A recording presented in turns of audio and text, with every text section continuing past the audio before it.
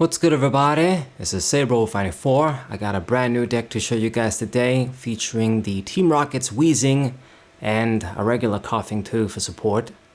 I was going to show you guys a different deck before this one. It was going to be about Dondozo. I was really excited about it, but it ended up being a lot worse than I thought it was going to be. I knew it wasn't going to be so great because there's easy ways to play around his attack, but it was a lot worse than I thought it would have been. I played a bunch of matches and then I decided, no, I'm not going to show it. And it's really sad, but I'd rather not really show it and then people think it's good, even if I say it's not good. So then I decided to jump into this one, another deck that I plan to show. And this one is better, at least, because it's simpler. And you hit for heavy damage straight up. There's no tricks, just direct damage you get to dish out. So if you don't know about him, this Team Rocket's Weezing, it's a Team Rocket's Pokemon. It's got terrible HP at 130 HP because the designers still pretend it's 2011. But the attack is good. Explode together now for 2 energies. You do 40 times all of your Weezings and koffing on your field. And this also counts for non-Team Rocket's koffing and Weezing. So by running this dude and running the regular koffing to get him out, we can also run any regular koffing. There's only 2 in the format, and both of them unfortunately have 60 HP, which makes this deck really terrible against Dragapult. It's an auto loss basically, and I loathe this reality, I really do. I can't tell you how many times, man, I've said this so many times, I keep stressing it. Just how many times am I going to say it on this channel? I'm sure many of you guys are sick of it, but I loathe this reality. Just playing Pokemon down, small Pokemon, and they die immediately. It's bullshit.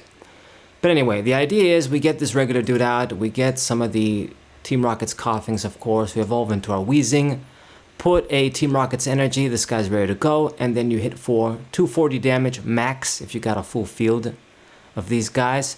But if we can hit for 200 every turn, that's more than good enough to ensure 2 hit KOs on most Pokemon.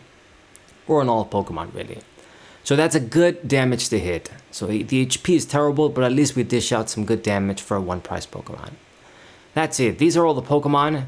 The only other thing here is the Shaman. I just have this for some bench protection, but it doesn't actually stop Dragapult, which is the main thing I wanted to protect. I wanted to stop.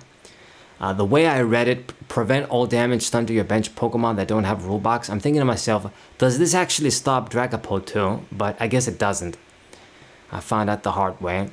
But I just have this for some bench protection for some other stuff. And that's about it. These are all the Pokemon. We also got just 10 energies. You max out the Team Rocket's energy because it's basically a double instant 1 energy attachment and you're good to go. 2 of the reversal energies if you're behind in prizes. This is another 1 attachment that's going to do the job. And I do have 4 darkness because we've got to have a few manuals too. And you know, depending on if your opponent sets up a bit slow, you get your attachment and you don't miss a beat, it's going to work out too. So that's what I got. Okay. And then the trainers, some standard stuff. I max out the Nest Ball and the Koffing in here. It's okay to max this out because I run Miriam back in this deck, and if we use this, we'll put a bunch of Pokemon back in. We don't mind seeing Nest Balls because then we can search our Pokemon down. Remember, you gotta have 5 to 6 of your Koffings and Weezings down so you can at least hit for 200 damage every turn, ensuring 2 hit KOs on anything. And 240 actually gives you 1 hit KOs on a lot of key basic Pokemon too. So that's what makes this card good. So that's why I got these cards, and you want to make sure your guys are on the field most of the time. That's why I have 3 Night Stretcher too, so when one of your guys dies, you can play him down. It also means you're almost always going to have access to Weezing, which is just nice. So, got that. Also have the 3 Ultra Balls as the only way to get Stage 1 and Stage 2 Pokemon without any other clauses.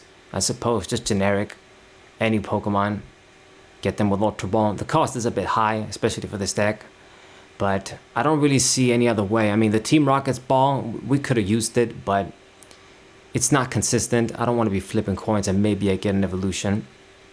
so I decided against it. And I got the one switch. Gotta have it. You never know when something gets stuck. You don't want to burn energies. It could be awkward. So one of this. The ace spec of choice is also going to be Prime Catcher. Pull-in, really good. Can't go wrong with it. And a switching outlet as well. I also got two tools in this deck. The Lucky Helmet helps us a little bit with consistency, just keeping things simple. Attach it to a Pokemon. When they attack it, you basically draw 2 cards. They kill it, attack it, you get the plus, so it's great. So I decided why not. And then the stadium of choice is going to be the Gravity Mountain. Just to make, well, I mean, to be honest, even if you weaken the stage 2 Pokemon, you still really don't get any one-hit KOs, but it's just a stadium that doesn't really bother me. And I don't know, maybe I guess if we have to hit for 160 and then gotta hit for 160 again, this can save us. Looking at it now, maybe I should just put something different, but this works too. Like I've said, it doesn't affect us as a counter stadium. Alright, and then the Vessel too, kind of almost forgot about it, but to be honest, I mean, this card, I have it in, maybe I shouldn't have it, because we only got 4 targets once again, but it's still like a 2 for 2. It's a searcher card, so it could be handy. I don't know. I think I have it in. Should I just put like an additional darkness energy or something? Who knows? I mean, discard outlet too. I mean, I've played a bunch of matches with this deck. It usually works out fine. The only times it doesn't work is if you play against Dragapult and if you really get some really unlucky starts or you just get in some very unlucky situations. I mean, it's got the typical problems of a small regular Pokemon deck you could think of. Alright, and then for the supporter cards we got, actually, you know what, I didn't really touch upon this guy. He has an ability too. He's got 7 HP, so he's better than the other regular koffing. If you do leave this guy in the active position to get killed, it says damaged by an attack, but usually if they're going to hit this thing, they're going to kill him, unless they attack with Buddy or something. You can get a bunch of other koffings from your deck and play them on your bench directly, which is pretty useful, actually. So it just combos with, you know, the Weezing. The idea is you want to have a bunch of these smoke weed Pokemon down, and you boost your damage. So yeah, they can attack him, and then you can get any of them. You can even get non-Team Rocket's koffing. You can get this regular one too. So yeah, just keep this in mind. It's a good thing to have for sure. But anyway, the last thing to talk about is supporters, but I just max out the Youngster, max out the Iono, and max out the Iris's Fighting Spirit. In my opinion, these are the most consistent, you know, no bullshit supporter cards we got right now, where they just give you solid draw without much bullshit. I mean, Iono is going to be good early, but she also really sucks if your opponent has a low hand size and then you don't want to use it to give them cards, and then you don't play it, and then you put yourself into awkward situations. This is why I'd rather have Cynthia than have Iono. Or if we had both, I'd run less of this and more of Cynthia, no doubt. You better believe it. But right now we max it out, and then the other ones, like I've said, shuffle and draw 5 are worse Cynthia basically. And Iris, discard drawn to have 6, pretty good. Okay, this is the deck, guys. It's pretty simple. Once again, just trying to favor consistency, trying to favor making sure we got Weezings and koffings down, using recovery cards like Stretcher and even Miriam. Make sure we have them down and hit for 200 damage at least every turn. If you can do this all the time, don't miss your attachments and just utilize your attachments the right way. Like for example, making use of the reversal energy, maybe saving the Rocket's energies for later if you can. It depends. I mean, if you see it, you're going to attach it, of course.